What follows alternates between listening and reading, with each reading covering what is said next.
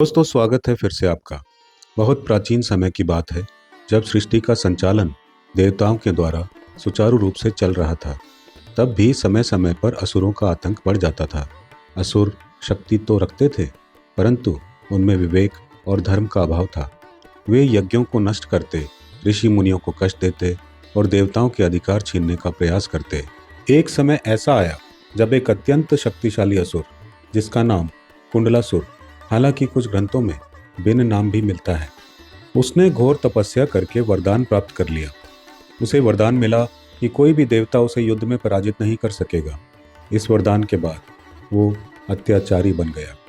उसने स्वर्ग पर आक्रमण कर दिया, इंद्रासन छीन लिया और देवताओं को स्वर्ग छोड़कर भागना पड़ा। चारों ओर हाहाकार मच गया, यज्ञ बंद हो गए, धरती पर अनाचार फैल गया। देवता अत्यंत व्याकुल होकर ब्रह्मा जी, विष्णु जी और महादेव जी के पास पहुंचे। ब्रह्मा जी बोले, ये असुर अत्यंत बलशाली है। इसका अंत तभी संभव है जब कोई ऐसा योद्धा युद्ध में उतरे जो केवल शक्ति ही नहीं बल्कि बुद्धि और विवेक से भी परिपूर्ण हो। विष्णु जी ने कहा, जो हर कार्य से पहले पूजे जाते हैं, जो विघ्नों का नाश करते हैं, वही इस संकट को समाप्त कर सकते हैं। महादेव मुस्कुराए और बोले, वह योद्धा कोई और नहीं, मेरे पुत्र भगवान गणेश हैं। देवता कैलाश पहुंचे और भगवान गणेश से प्रार्थना की। गणेश जी अत्यंत विनम्र थे। उन्होंने कहा, यदि ये युद्ध धर्म की रक्षा के लिए है तो मैं अवश्य जाऊंगा। गणेश जी अपने मूषक वाहन पर सवार होकर युद्धभूमि में पहुंचे। असुर उन्हें देखकर हंस पड़ा, क्योंकि गणेश जी का शरीर स्थूल था और वे किसी परंपरागत योद्धा जैसे नहीं दिखते थे। लेकिन गणेश जी ने अपनी बुद्धि और माया से उस असुर को भ्रमित कर दिया। जहां असुर बल प्रयोग कर रहा था, वहीं गणेश जी ने उसे अपनी ही शक्ति के जाल में फंसा दिया। अंततः असुर का विनाश हो गया, धर्म की विजय हुई और देवताओं ने राहत की सांस ली। युद्ध के बाद सभी देवताओं ने मिलकर गणेश जी का अभिनंदन किया।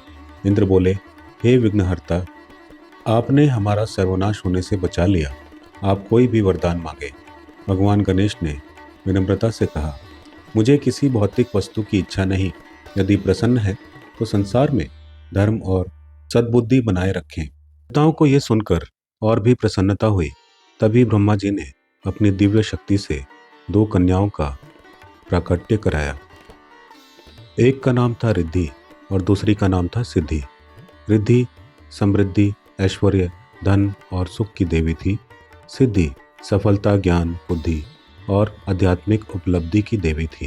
ब्रह्मा जी बोले, हे गणनायक, ये दोनों देव कन्याएं आपकी अर्धांगिनी बनने की इच्छुक हैं।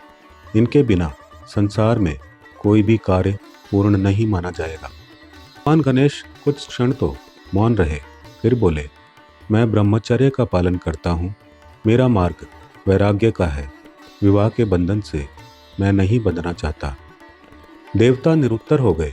वे समझ गए कि गणेश जी सांसारिक मोह से ऊपर हैं। ये समाचार माता पार्वती तक पहुंचा तो उन्होंने गणेश जी को बुलाया। माता ने स्नेहपूर्वक कहा, वत्स, केवल तप और वैराग्य ही जीवन नहीं है, गृहस्थ जीवन भी धर्म का एक महत्वपूर्ण स्तंभ है। तुम्हारे विवाह से संसार को यह संदेश मिलेगा कि सफलता और समृद्धि बुद्धि के साथ जुड़ी हो तो ही कल्याण होता है। महादेव ने भी कहा, रिद्धि और सिद्धि तुम्हारी शक्ति के प्रतीक हैं। इन्हें अपनाने से तुम्हारा स्वरूप और पूर्ण होगा।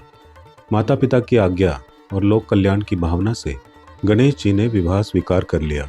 शुभ मुहूर्त में कैलाश पर्वत पर विवाह की तैयारियां हुई। ता ऋषि, गंधर्व, अप्सराएं सभी आमंत्रित थे। वेदों के मंत्र गूंजने लगे। देवर्षि नारद ने मंगल गीत गाए। इंद्र ने पुष्प वर्षा की। विष्णु जी ने स्वयं विवाह की व्यवस्था देखी। इस प्रकार भगवान गणेश का विवाह रिद्धि और सिद्धि से वैदिक रीति से संपन्न हुआ। विवाह के पश्चात रिद्धि और सिद्धि से गणेश जी के 2 पुत्र हुए। शुभ, जो हर कार्य में मंगल का प्रतीक बने। लाभ, जो परिश्रम के फल और समृद्धि का प्रतीक बने।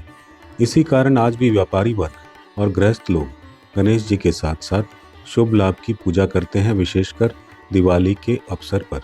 दोस्तों, ये कथा केवल विवाह की नहीं बल्कि गहरे प्रतीकात्मक अर्थ रखती है। बिना बुद्धि ना सिद्धि मिलती है, ना रिद्धि। धन और सफलता तभी फलदायी होती है जब वह विवेक से जुड़ी हो। हर शुभ कार्य से पहले गणेश पूजन इसलिए किया जाता है क्योंकि वे सभी शक्तियों के मूल हैं। तो निष्कर्ष ये है, भगवान गणेश का रिद्धि और सिद्धि से विवाह ये सिखाता है कि जीवन में बुद्धि, सफलता, समृद्धि यही पूर्णता है। इसलिए वे प्रथम पूज्य, विघ्नहर्ता और मंगलकर्ता कहलाते हैं। तो इस कथा को अधिक से अधिक शेयर करें और सब्सक्राइब करके भक्ति परिवार का हिस्सा बने।